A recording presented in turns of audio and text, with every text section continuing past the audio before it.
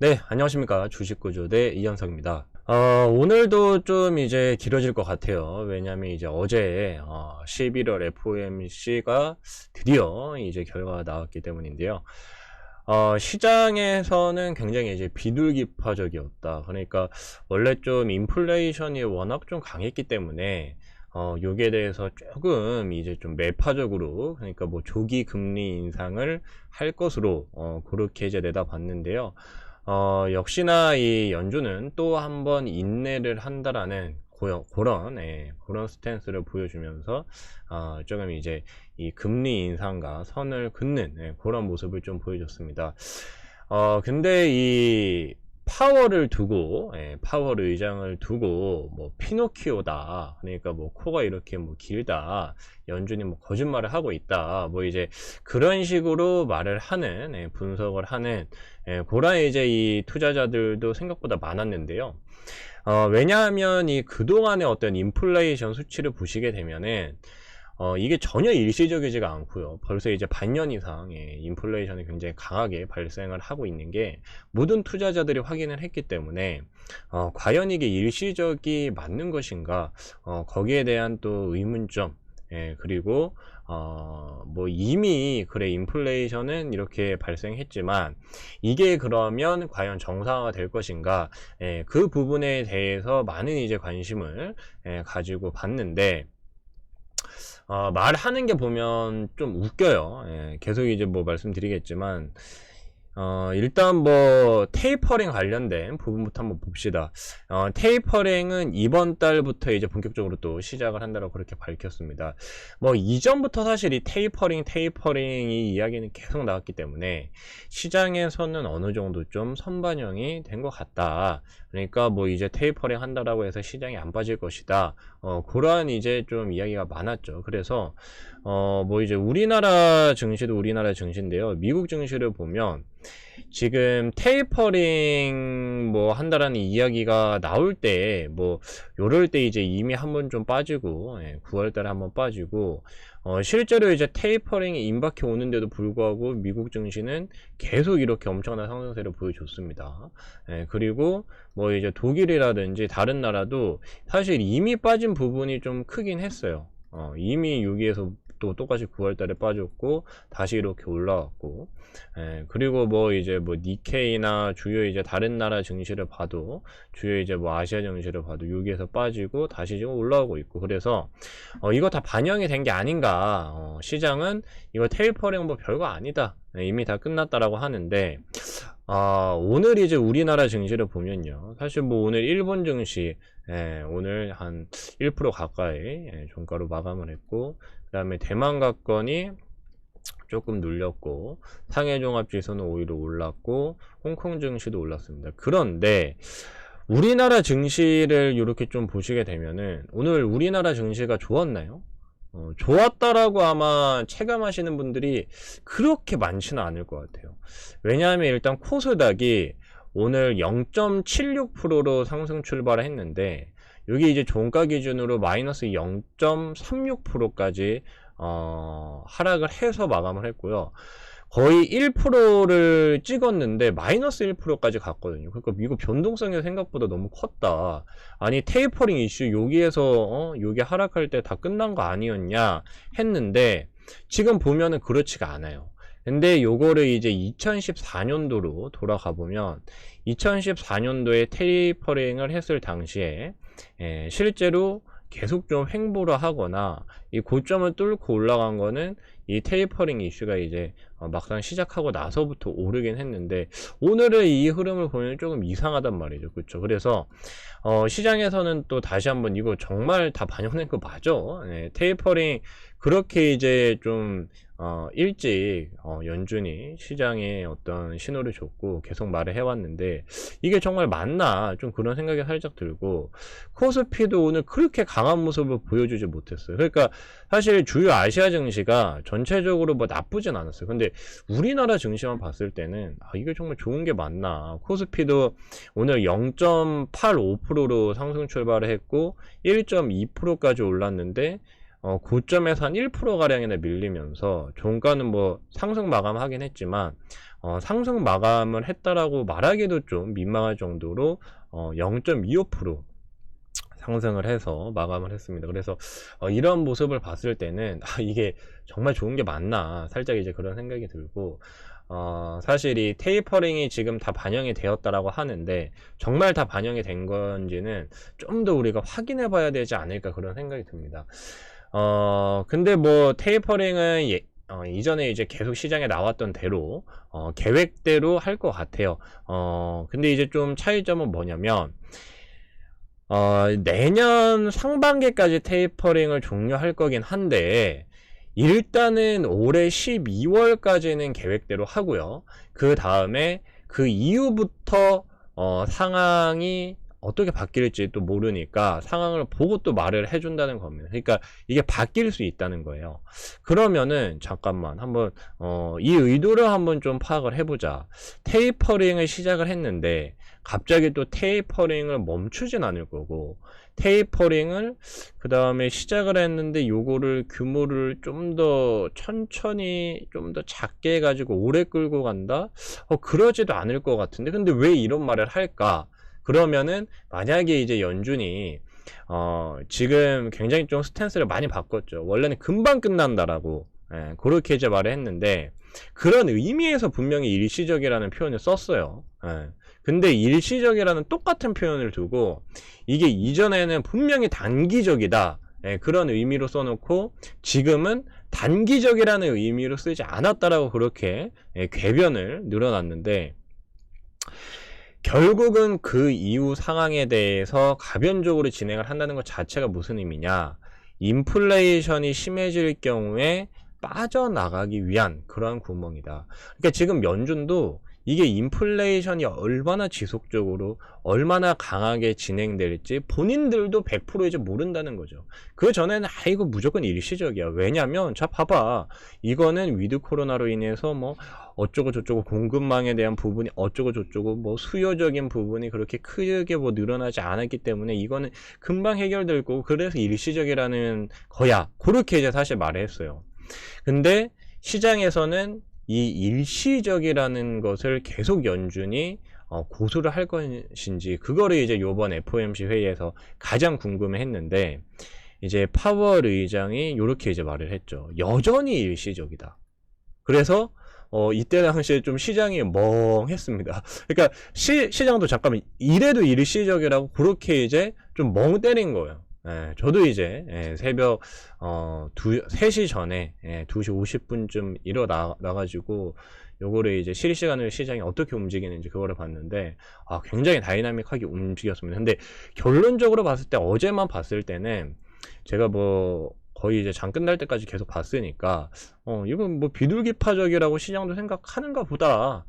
이거 연준이 뭐 조기금리 인상에 대한 부분을 좀 확실하게 선을 그었기 때문에 비둘기파적이라고 보네. 내일 시장도 괜찮겠다라고 생각을 했어요. 생각을 하고 잤는데 오늘은 또 살짝 이거 매파적으로 또 시장이 보나 그런 생각이 살짝은 들었거든요. 그거는 또 이제 같이 한번 이야기를 해 보도록 하겠고요. 근데 이제 여전히 일시적이라고 한 부분에서 시장이 안도감을 사실 느꼈다라고 저는 생각을 안 하는 게, 이게 너무 좀 어처구니가 없는 말을 했어요. 그러니까 파월 의장 자체가 이제 변호사 출신이기도 하고 그렇다 보니까 말 잘하더라고요. 말 굉장히 잘합니다. 일시적이라는 게 단기적이라는 표현 그런 개념이 아니라고 그렇게 선을 그었어요. 잠깐만, 우리가 이제 흔히 생각하는 일시적이다. 야, 너 되게 근시안적이다. 일시적이다. 나 일시적으로 지금 아픈 거야. 그러면은 이 아픈 게 여러분 지속된다는 겁니까? 지속적이지 않다는 게 맞죠. 그쵸? 근데 나 그냥 일시적으로 아픈 거야 라고 하면은 아픈 게 1년 간다라고 생각하는 사람이 있을까요? 과연? 이거 너무 말장난이에요. 일시적이라는 게 단기적이라는 의미로 쓴 게 아니래요. 우리는 일시적이라는 거를 계속 이게 지속되진 않을 것이라고 쓴 것이다라고 그렇게 이제 밝혔거든요. 근데 이거는 사실 정말 이제 너무 궤변이죠. 일시적이라는 건 누가 봐도 단기적이라는 의미를 내포하고 있는 말인데 우리의 개념은 달라. 그렇게 말을 할지언정 그거를 누가 그래 너 말이 맞아. 그렇게 어떤 투자자가 이해를 해주겠습니까? 그냥 궤변이었구나. 예, 일시적이 아닐 수도 있겠구나라고 시장이 분명히 이거 생각은 했어요.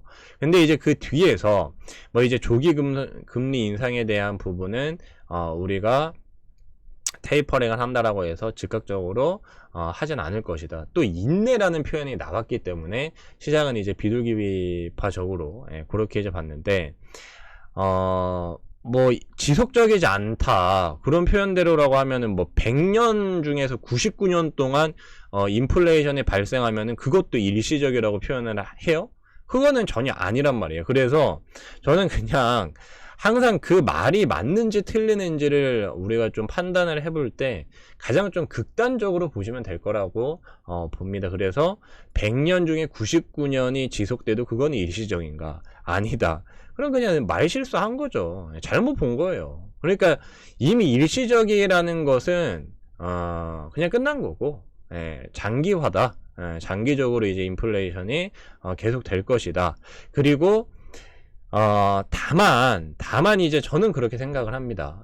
뭐 이제 연준의 생각도 그렇고, ECB도 아마 그렇게 생각을 할 거예요. 그러니까 지금보다 완화는 될 것이라고 해서. 근데 요 말도 우리가 좀 곰곰이 생각을 해봐야 되는 게, 자, 지금 이제 막 소비자 물가 지수가 막 4, 5%대란 말이에요. 근데 이게 계속 지속이 돼요. 그러면은, 이 4, 5% 물가가 계속 이렇게 오른다라고 하면 전 세계가 막 베네수엘라처럼 되는 건데, 이건 사실 말이 안 되지 않습니까? 전 세계가 베네수엘라처럼 되면 이거는 사실 이거는 정말 현실적이지 않지. 그러니까 결국 지금 당장 이렇게 너무 물가가 크게 치솟았던 부분은 완화가 될 게 너무 뻔해요. 근데 그 너무 당연한 이야기를 연준도 하고 ECB도 하고 있다라고 저는 봅니다. 그러니까 지금보다 물가가 완화가 안 되면 그건 정말 말이 안 되지. 지금 당장 금리 인상을 해야지. 근데 완화가 될 것이다. 그리고 이미 그런 시그널은 나오고 있어요. 대표적으로 이제 물류, 그러니까 선박, 뭐 운임, 그런 이제 지수 비용들은 이미 많이 떨어졌습니다.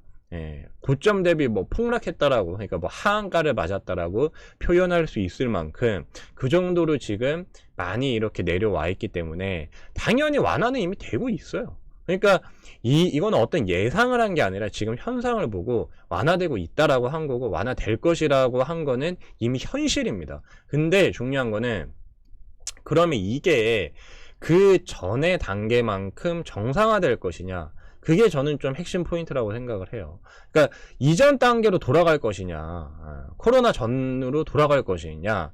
지금 유가도 많이 올랐는데 어제 또 FOMC 회의하면서 하필 또 급락을 한번 했죠. 그러면서 유가도 지금 80불 근처까지 많이 내려왔어요. 근데 유가 80불입니다.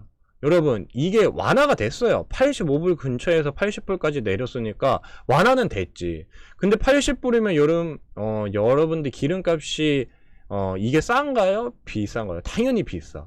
그러면 완화됐다라고 해도 절대적인 기준으로 봤을 때 소비자 입장에서 기대 인플레이션율은 높을 수밖에 없다는 거예요. 아직도 비싸거든.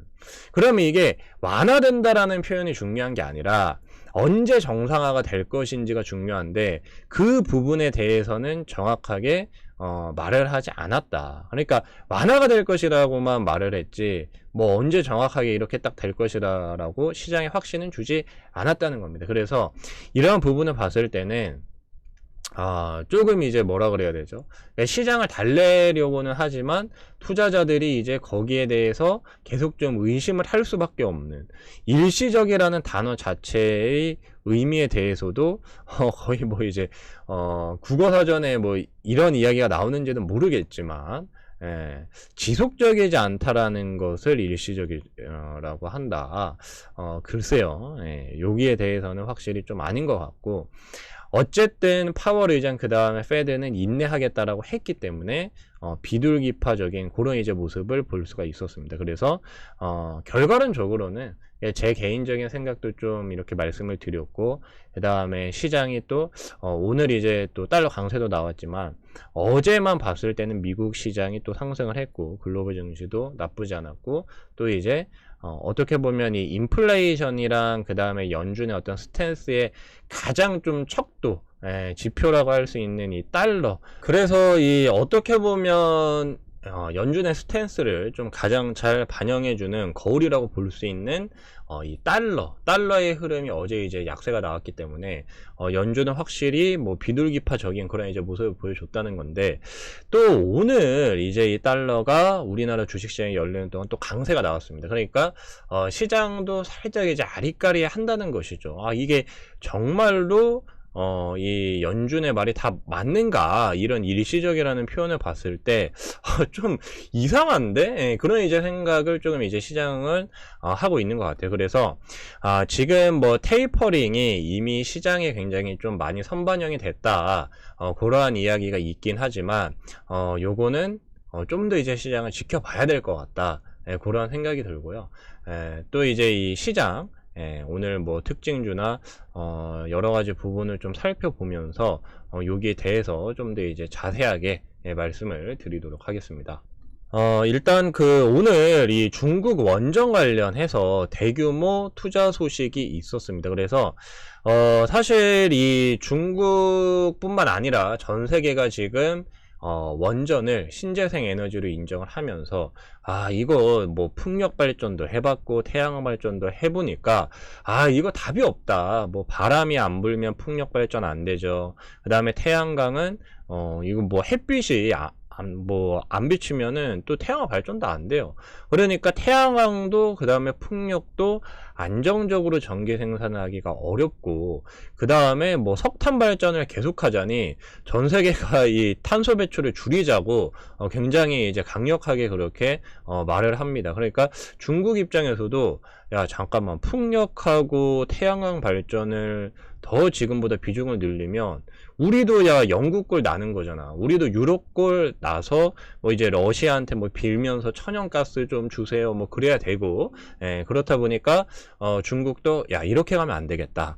유럽이 지금 다시 이제 원전을 신재생 에너지로 인정해 달라고 하고 분류해 달라고 하는 거 보니까 야 우리도 유럽을 따라가야겠다, 그렇게 이제 생각 분명히 했겠죠. 그래서 이 중국에서 한 500조 원을 약간 넘게 들여서 원전에 대규모 투자를 한다라고 그렇게 이제 밝혔습니다.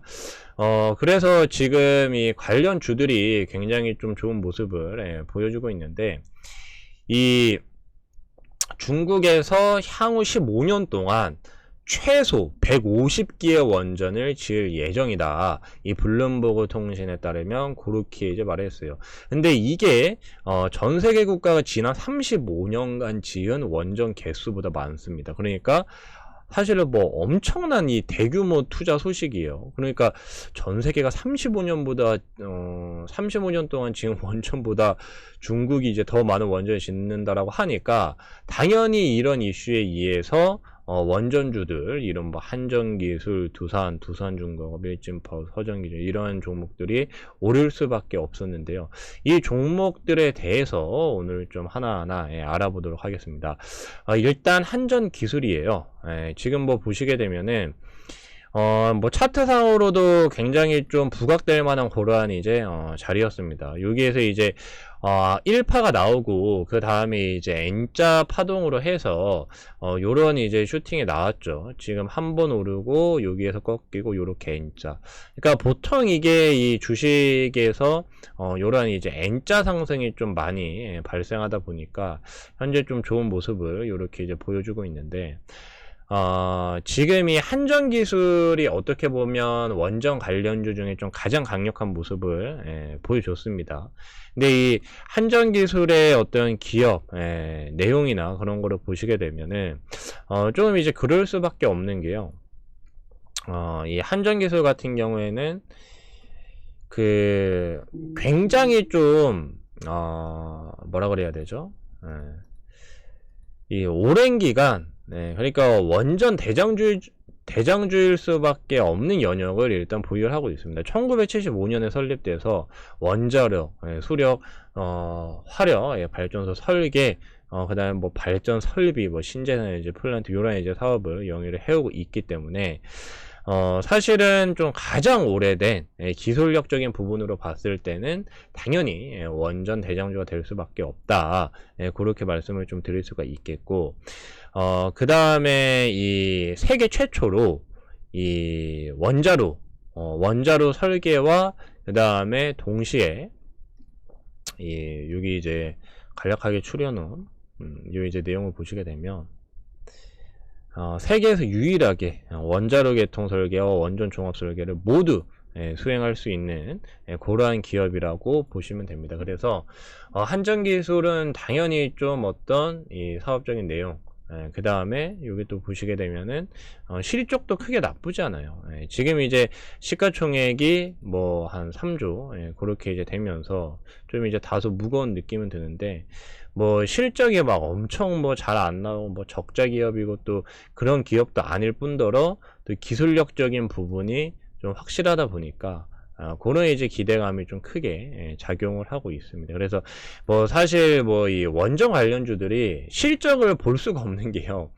뭐 보통 이제 이 원전 같은 경우, 지금 소형 원전 같은 경우에 사실 좀 다르죠. 소형 원전 뭐 이전에도 뭐 한번 설명을 해 드렸는데, 소형 원전 같은 경우에는 굉장히 좀 짓는데 시간이 짧아요. 짓는데 시간이 굉장히 짧고, 네, 소형 원전 같은 경우에는 일단 뭐 짓는데 시간도 그렇게 오래 걸리지 않고, 사실 좀 적은 비용으로 좀 고효율을 낼 수 있지만, 지금 이 중국 원전 투자에서 말하는 거는 사실 이 소형 원전이 아니라 좀 대형 원전을 아마 말을 하고 있는 것일 거고, 그러면은 이 원전 관련된 실적이 찍히는 거는 굉장히 오랜 시간 뒤에요. 그러니까 지금 이 한전기술이 뭐 어떤 이 원전 설계나 그런 거를 수주를 받았다라고 해도 그게 실적으로 나오는 데까지는 너무 오랜 시간이 걸립니다. 그래서 지금 당장 실적이 보여지지 않는다라고 해도 여러분들이 여기에 너무 큰 우려를 가지고 야 이거 실적도 없는 테마주다 그렇게 보시면 그건 안 될 것 같고요. 지금 뭐 실적을 좀 보시고 우리가 좀 안정적으로 투자를 하는 걸 좋아하신다 그러면은 사실 두산을 봐야 됩니다. 왜냐면 두산 같은 경우에는 일단 지주회사지만 현재 이제 막 신고가를 돌파를 해서 굉장히 지금 좀 어떤 이 기술적인 그런 부분에서도 이제 막 올라오는 그런 느낌이 좀 들고요. 그리고 실적적인 부분을 봤을 때도 지금 이 K200 종목입니다. 굉장히 우량주인데도 불구하고 시총이 한 2조 가량 정도밖에 안 돼요. 근데 올해 영업이익이 1조 넘게 찍힙니다. 그리고 당기순이익도 지배주주 순이익 기준으로 4천억이에요. 그러면 이 뭐 제조 기반이라고 하면은 2배 이상 사실 지금 좀 저평가를 받고 있지 않나 그렇게 좀 볼 수 있기 때문에, 나는 좀 실적적인 부분으로 많이 투자를 한다. 나는 무조건 실적 봐야 된다라고 하시면 두산. 그리고 이제 또 하나 두산중공업을 또 함께 보시면 될 것 같습니다. 지금 확실히 이 두산중공업 같은 경우에는 뭐 뒤에서 또 이제 자세한 설명 영상이 또 나오겠지만 소형 원전 관련해서요. 이미 그 미국에서 1조 넘는 수주를 따냈고 올해 3분기 실적이 굉장히 잘 나왔어요. 현재 이제 이 시총이 10조 초반대인데 영업이익이 지금 한 분기에 2천억이 넘게 찍혔으니까 사실 뭐 실적 대비해서 그렇게 또 고평가는 아닙니다. 그러니까 한전기술 같은 경우에 엄청 고평가로 보일 수밖에 없죠. 설계 쪽이니까. 근데 이제 미국에서도 반도체 설계 기업들이 오히려 더 잘 가고 그리고 지금 뭐 삼성전자나 SK하이닉스 같은 뭐 파운드리 관련 기업도 물론 잘 가긴 하지만 오히려 설계 관련된 기업들이 더 좀 경쟁력이 있고 주가도 잘 간다는 측면을 봤을 때 현재 한전기술이 왜 부각이 되냐, 좀 그거는 글로벌 시장 트렌드다 그렇게 좀 우리가 이해를 하시면 될 것 같습니다. 그리고 이제 또 하나 좀 오늘 주가가 사상 최고가를 또 기록을 하면서 잘 간 게 또 일진파워예요. 일진파워도 좀 굉장히 좋은 모습을 그렇게 이제 보여줬는데 일진파워 같은 경우에도 사실 뭐 그 전부터 굉장히 좀 좀 부각이 많이 됐었죠. 원자로 이 관련돼서 좀 이제 뭐 그런 관련 기기 개발이라든지 설계 제작 그러한 이제 어떤 여러 이제 기술을 또 가지고 있는 기업이기 때문에 사실 뭐 실적적인 부분에서도 그렇게 크게 고평가는 아닌 기업입니다. 지금 일단 시총 자체가 한 3천억 정도로 굉장히 좀 저렴한 종목이에요.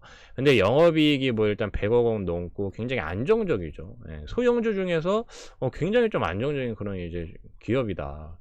그리고 이전부터 좀 뭐 이런 화공기기 뭐 플랜트 요러한 이제 쪽에 또 기술력을 보유를 하고 있기 때문에 사실 어떤 테마성 이슈로 가고 있다라는 그런 느낌도 살짝은 없지 않긴 하지만 그래도 실적 대비해서 굉장히 좀 안정적인 그런 모습을 보여주고 있다. 그렇게 좀 이해를 할 수 있을 것 같습니다.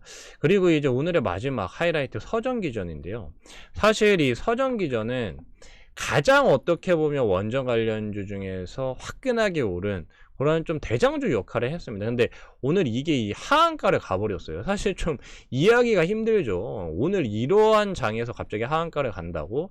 근데 이게 좀 이제 이해하기 힘드시겠지만 좀 이제 이해를 하셔야 됩니다.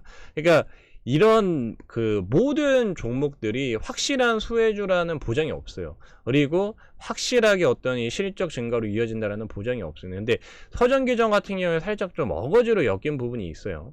원래 뭐 고저하 뭐 수배 전반 뭐 자동 제어 뭐 이런 하여튼 어떻게 보면은 이 전력기기에 관련된 부분이고 원전이랑은 뭐 크게 이렇게 관련이 없는 그런 기업이었는데, 그리고 뭐 이제 실적적인 부분에서도 사실 뭐 실적이 뭐 매우 좋다라고 보기도 힘들고 굉장히 좀 소형주입니다.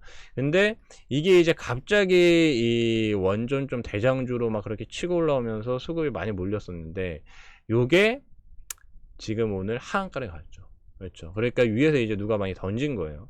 야, 이러한 모습이 나오는 거를 보면은 이 원전 관련된 부분도 우리가 확실히 좀 실질적인 수혜주를 잘 구별을 하셔서 확실한 이 종목만 좀 잡아야 되지 않나, 그렇게 좀 말씀을 드리고 싶고요. 이미 뭐 서전기전이 하한가를 갔는데 원전 관련된 이슈는 아마 계속 나올 것 같습니다. 지금 이제 중국에서 발표한 원전 관련 이슈 말고도 뭐 유럽에서도 또 나올 거고 또 미국에서도 뭐 소형 원전 이야기 나올 거고, 그러니까요. 그 이제 이야기가 나올 때 만약에 서전기전에 반대간다라고 하면 다행인데 그런 이제 이야기가 안 나오고 좀 이제 계속 하락을 한다라고 하면은 서전기전은 조금 여기에서 다른 종목으로 이런 뭐 한전기술, 두산중공업 같이 우량주로 교체를 하시는 게 좋지 않을까. 뭐 지금 서전기전도 이렇게 하락을 했는데 일진파운도 뭐 살짝 이제 불안하긴 하죠. 아무래도 우리가 어떤 종목에 투자를 할 때 우량주만큼 조금 안정적인 그런 흐름을 보이는 종목은 없다. 중소형주 같은 경우에는 오를 때 막 상한가도 가도 상한가가 화끈하긴 하지만 그만큼 리스크가 있다. 그런 부분을 좀 이해를 하시기 바라겠고요. 그 다음에 오늘 2차전지 섹터도 좀 반등을 했습니다. 요거는 이제 보고서 영향이 좀 큰 것 같아요. 삼성 SDI도 최근에 이제 뭐 실적에 나오면서 굉장히 좀 이 보고서 관련된 내용이 좋게 그렇게 나왔어요. 뭐 이제 이 배터리 업체들 중에서 실적이 가장 좋다, 그런 이제 보고서가 쏟아져 나오면서 오늘 이제 2.6% 그렇게 이제 상승을 했고, 그 다음에 에코프로 BM도 오늘 마찬가지로 정말 이제 이 시장의 예상치를 뛰어넘는 엄청난 이 실적이 나왔다. 근데 정말 실적이 좀 잘 나오긴 했어요. 시장의 예상치를 좀 상회를 하면서 계속적으로 이렇게 성장을 하고 있죠. 그러니까 요런 거를 보면은 사실 원전보다는 전기차 쪽이 좀 더 뭔가 안정감은 많이 듭니다. 이 전기차는 확실히 지금 실적이 딱딱 나오고 있는 중이고, 원전은 아직까지도 실적이 나오려면 좀 기다려 봐야 되니까, 요거는 어떤 이슈로 인해서 확 지금 끌어올려지는 그러한 이제 느낌이 강하다 보니까 이슈 매매를 좀 좋아하시는 분들은 원전 쪽으로 붙으셔야 되고, 그 다음에 좀 나는 안정적인 실적을 베이스로 꾸준히 가는 걸 좋아한다 하면은 이런 전기차 쪽으로 붙으시는 게 맞다. 그거는 이제 본인의 투자 성향에 따라서 많이 좀 갈릴 것 같다. 그렇게 좀 말씀을 드리겠고요. 그다음에 이 요소수 부족 관련된 이슈가 파급 효과가 정말 엄청난 것 같아요. 그러니까 이게 사실 요소에 물을 탄 거기 때문에 이게 이렇게까지?라는 생각도 좀 드는데, 그만큼 지금 공급난이 심각하고 어떤 이 구조적인 변화, 그러니까 중국 생산, 중국 공장들이 뭐 전력난 겪으면서 뭐 여러 가지 뭐 또 이 신재생 에너지, 탄소 배출 줄이는 그러한 과정 속에서 파급 효과가 너무 크다. 지금 오늘도 이제 고려 시멘트가 많이 올랐는데, 고려 시멘트가 오른 이유를 보니까 이게 이제 이 시멘트를 생산하는 과정에서 또 이제 이 질소산화물이 또 이제 발생한다라고 해요. 근데 그 질소산화물을 또 이제 이 요소수로 이 공해 물질 저감을 시켜줘야 되는데, 지금 요소수가 또 부족하니까 시멘트도 난리다. 그래가지고 이게 참, 정말 이거 하나 때문에 이렇게 전체적인 어떤, 공급망이 다 흔들릴 수 있나. 근데 어떻게 보면 그동안, 이게 우리가 너무 그냥 불편함 없이 너무나 당연하게 중국에서 뭐 3분의 2 가량을 수입해와도, 이게 뭐 갑자기 끊기겠어. 그러한 뭐 우려감이 전혀 없었는데, 요번에 전 세계적으로 이 요소수 부족 현상, 우리나라뿐만 아니라 지금 서유럽 같은 경우에도 난리다라고 하죠. 그러니까 좀 전체적인 어떤 이 산업 구조의 변화가 확실하게 일어날 것 같다. 그리고 그 중심에는 중국이 있다. 그러면 요거를 또 미중 무역 전쟁하고도 또 연계가 되는 부분이고, 하여튼 굉장히 머리가 아프지만 어쨌든 이 파급 효과가 계속 되고 있으니까요.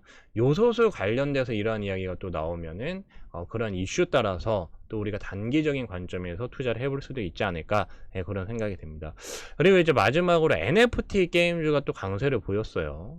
근데 이제 NC소프트는 반대로 급락을 했는데, 일단 NC소프트부터 보시게 되면요, 오늘 정말 13.7%가 떨어졌습니다. 이전에는 15% 넘게 떨어졌고요. 근데 오늘 이제 리니지 W, 이제 글로벌 버전이죠. 그러니까 뭐 대만, 일본, 뭐 동남아, 중동 12개국에서 동시에 출시를 했습니다. 당연히 우리나라에도 출시를 했고요. 근데 지금 문제가 뭐냐면, NC소프트 주가가 떨어져서 저렴한 상황이 한데, 이전만큼 사람들이 또 많이 할 것인가. 그리고 NC소프트는 지금 어떻게 보면 게임주 중에 유일하게 NFT가 없어요. NFT 관련 하지 않은, 그러니까 NFT랑 관련 없는 종목을 찾기가 사실 지금 힘든데, 지금 NC소프트는 그게 없다. 반면에 뭐 게임빌이라든지 오늘 좀 이제 조정을 겪기는 했는데, 그리고 NFC 관련해서 뭐 갤럭시야, 머니트리 이런 거는 또 오늘 급등을 했거든요. 그리고 이제 갤럭시야 SM 이러는 지금 관련주들은 또 좋은 흐름을 계속 보여주고 있습니다. 그래서 결론적으로 봤을 때는 NFT 사업을 하냐 안 하냐, 그게 이제 주가가 더 뛰냐 아니면 주가가 밀리냐, 그런 이제 좀 판가름할 수 있는 기준이 되고 있지 않나, 그런 생각이 드니까요. NFT 들어가는 이런 뭐 게임주들 계속 좀 집중을 해보는 게 좋을 것 같습니다. 그래서 오늘 좀 시장 전체적인 시황적인 부분 좀 자세하게 말씀드리고, 그 다음에 특징주 정리를 해드렸는데요. 이 외에도 조금 나는 투자를 좀 제대로 해보고 싶다, 투자에 대한 정보를 좀 받아보고 싶다 하시는 분들은 아래 링크를 통해서 들어오시기 바랍니다. 감사합니다.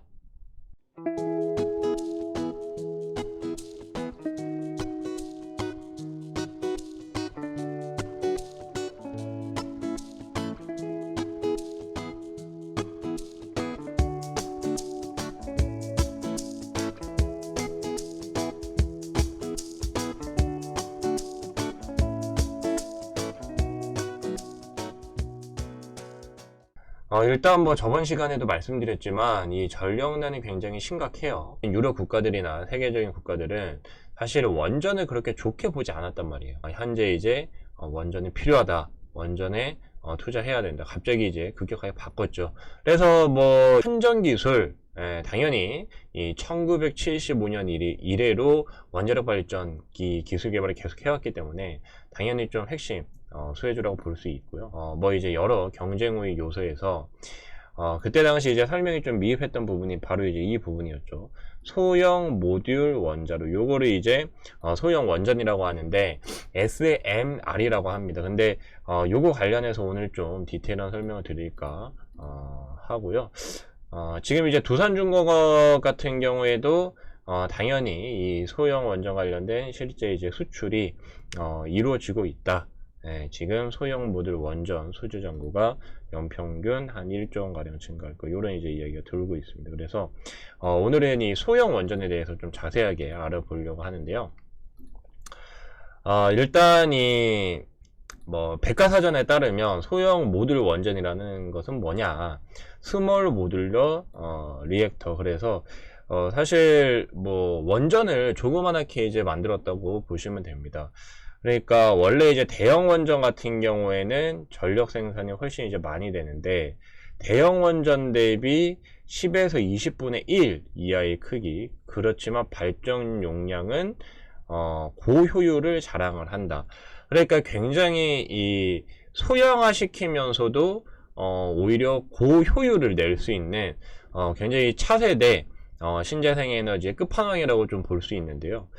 안정성이 굉장히 또 높고요. 초기 투자비가 적고, 그러니까 안정성도 높은데 비용이 별로 안 든다는 거예요. 그리고 뭐예요? 건설 기간도 짧고 자금 회수가 또 빠르다. 그래서 이제 차세대 원전이라고 이제 부르는데, 현재 이제 이 세상을 바꿀 10대 혁신 기술 안에 이 소형 원전이 들어가 있습니다.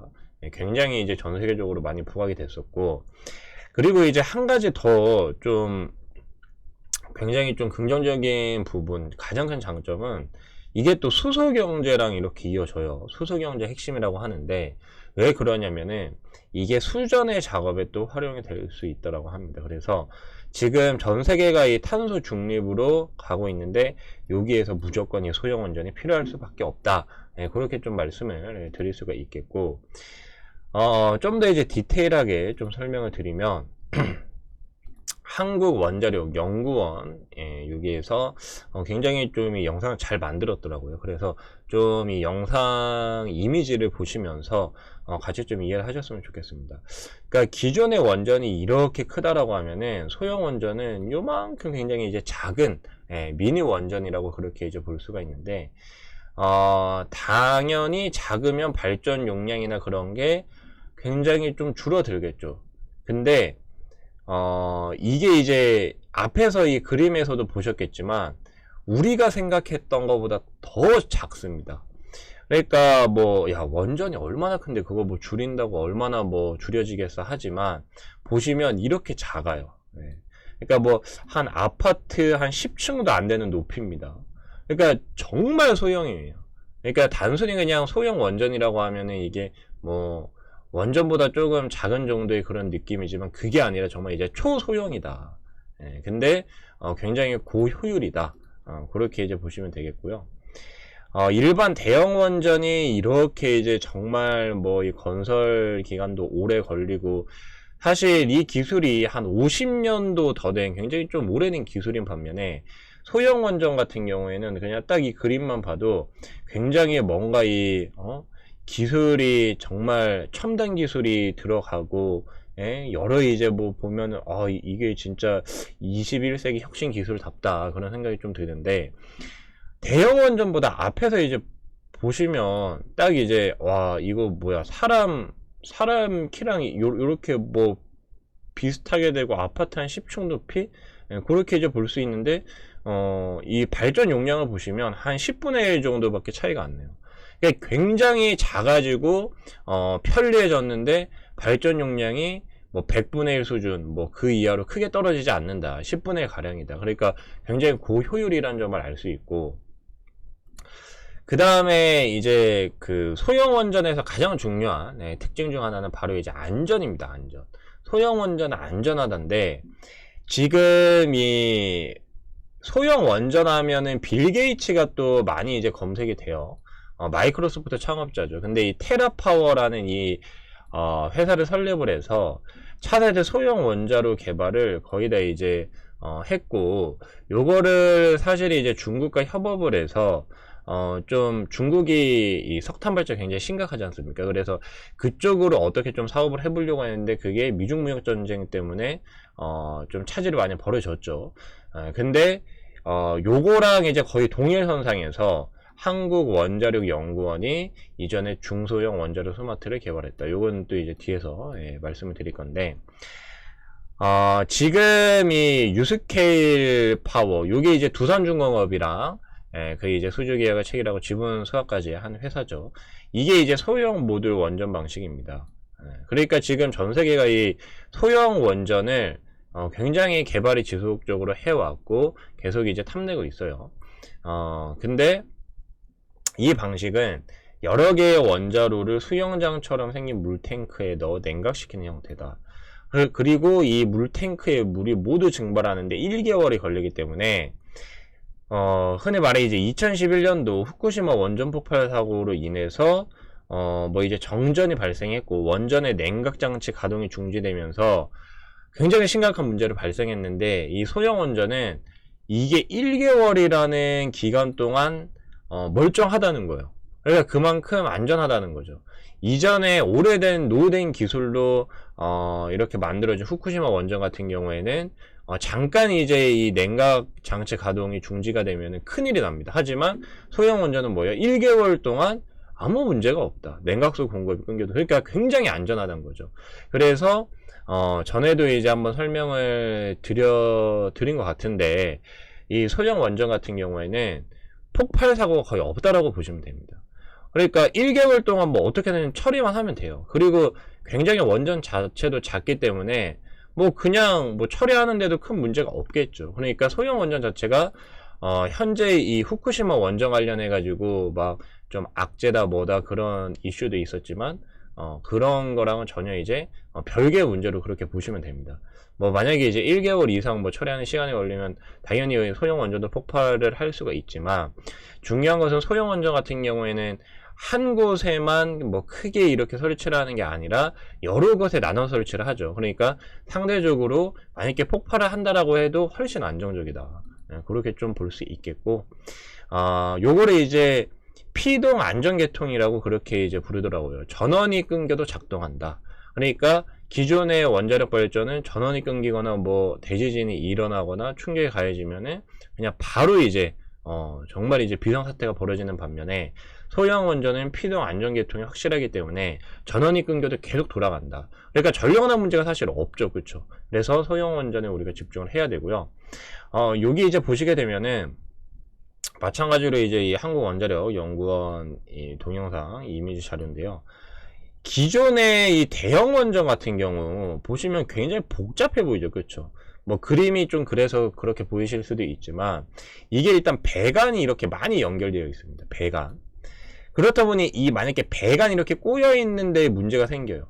그러면 여러분 어떻게 되겠습니까? 이게 배관에 문제가 돼. 이 배관을 교체해 줘야 돼요. 근데 이 배관을 교체하는 것도 쉽지가 않겠죠. 여기 뭐 조그만한 배관들도 이렇게 많고.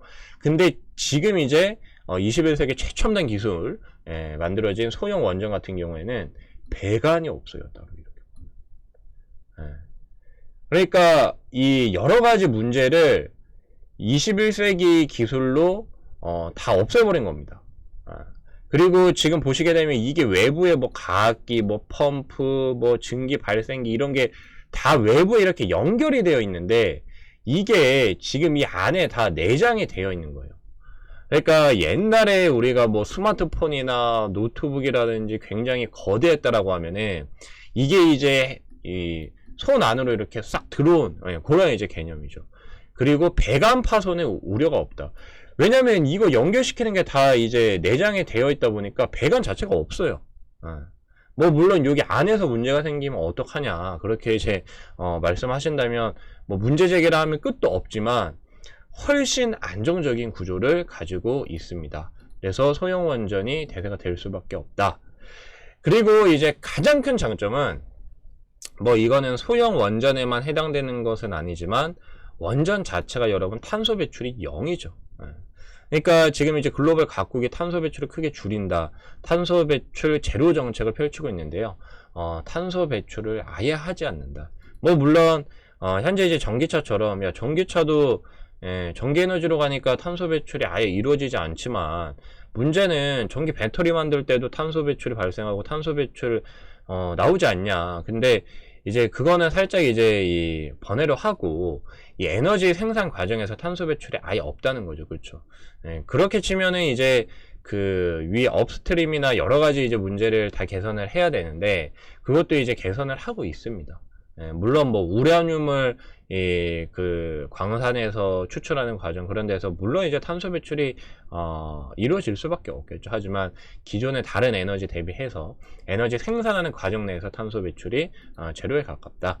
그렇게 보시면 되겠고요. 그리고 이제 앞서 말씀드렸던 그 수소, 수소 관련해서도 원자력이 이 소형 원전에 뜰 수밖에 없다라고 했는데 지금 보시게 되면은 이러한 좀 복잡한 구조죠. 그렇죠? 이런 이제 복잡한 구조인데 어쨌든 이 지금 이 스마트 원자로에서 발생한 증기 요게 이제 소형 원전입니다. 우리나라에서 개발한 소형 원전이 이제 스마트인데 여기에서 이제 발생한 증기를 가지고 지금 이 전기 생산에 이렇게 이제 활용을 하고 또 바닷물을 증발시켜 또 이제 담수로 전환합니다. 그러니까 이게 지금 소형 원전이 어디서 많이 뜨냐면요. 사우디나 중동 국가들한테 굉장히 이제 각광을 받고 있어요. 왜냐면 거기는 물이 없잖아요. 그렇죠? 사막이잖아. 근데 하루 4만 톤 물을 생산해 준대. 전기 생산도 하면서 물까지 생산해 준대. 대박이죠. 그렇죠? 그래서 우리나라 이제 한국 원자력도 이 사우디랑 수출 계약도 실제로 하고 그런 움직임이 굉장히 이제 활발히 벌어지고 있다. 그러니까 저도 요번에 이제 조사하면서 처음 알게 된 사실인데 이거 수소 에너지 관련해서도 상당히 좀 부각이 되겠구나. 그리고 이 담수화 플랜트나 여러 가지 정말 진짜 혁신 기술이구나. 세계 10대 이 기술 안에 당연히 들어갈 수밖에 없겠구나. 그런 생각이 많이 들더라고요.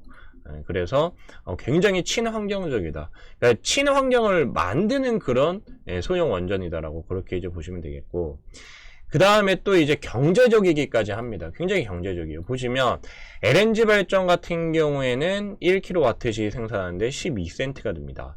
근데 소형 원전은 이것보다 훨씬 싸요. 거의 이제 좀 저렴하게 생산한다라고 하면 최저가라 해야 되나요?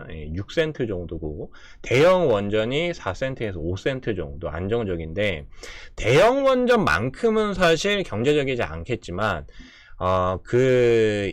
지금 요거는 에너지 비율만 본 거고요. 어떤 이 생산하는 데 드는 비용적인 부분이나 그런 거를 다 감안을 하면은 당연히 소형 원전이 훨씬 경제적이다. 그래서 경제성까지 갖추고 있습니다. 지금 이제 가장 문제가 되는 게 신재생 에너지가 뭐예요? 발전 단가가 높고 그 다음에 이거 설치해도 너무 이제 저효율이라는 거죠. 뭐 바람이 안 불면 풍력 발전 안 돼, 태양 안 뜨면 태양 발전 안 돼. 근데 보니까 소형 원전은 그런 거 다 필요 없다. 근데 거기에다가 경제적이기까지 하다. 그러니까 사실 이 소형 원전을 안 할 수가 없습니다. 근데 그게 최근에 전력난 덕분에 진짜 이제 제대로 부각이 되기 시작했다. 그렇게 이제 보시면 되겠고. 이 소형 원전은 앞에서도 이제 굉장히 좀 작다. 정말 뭐 미니 원전 그 정도 개념이 아니라, 초소형 원전이라고 보시면 된다고 말씀드렸는데, 이게 여러분 이렇게 모듈형이에요. 그러니까 조립 설치가 가능합니다. 우리가 이제 집 같은 경우에도 지금 막 그냥 조립해가지고 컨테이너 박스 뭐 그런 거에 실어가지고, 뭐 트럭 뒤에다가 이제 배송하고 그러잖아요.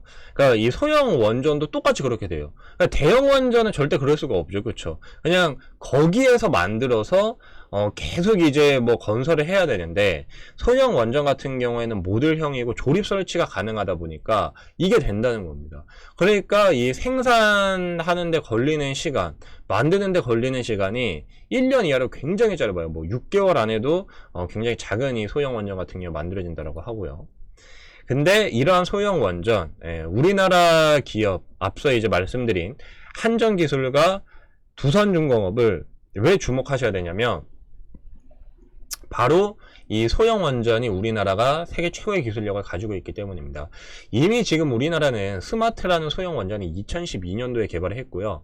실제로 세계 최초로 사우디에 수출을 하기도 했습니다. 그래서 당연히 세계 최고의 기술력을 가지고 있으니까 그 관련 기업들도 부각이 될 수밖에 없겠죠. 왜냐하면 이게 뭐 전부 다 정부에서 정부에서만 할 수는 없는 사업이고 여러 이제 민간 기업과 협업을 통해서 이루어진 이런 쾌거이기 때문에 당연히 우리는 그 기업에 주목을 하셔야 된다. 그래서 뭐 한전기술이나 두산중공업이 계속 지금 주가가 오르고 있는 것도 바로 이러한 글로벌 트렌드, 소형 원전이라는 굉장한 장점 때문이다. 그렇게 이제 보시면 되겠습니다. 그래서 오늘의 결론은 에너지, 신재생 에너지 넘버원은 바로 다름 아닌 원전이다. 이렇게 좀 정리를 할 수 있겠습니다. 네, 그래서 오늘은 이 소형 원전에 대해서 좀 자세하게 그렇게 알아봤고요. 소형 원전 정말 혁신적인 기술이고 그 관련 세계적인 기업들이 정말 다행히도 우리나라에 있기 때문에 여기에 주목해 보시면 좋을 것 같습니다. 네, 그러면 저는 다음에 또 좋은 소식으로 찾아뵙도록 하겠습니다. 감사합니다.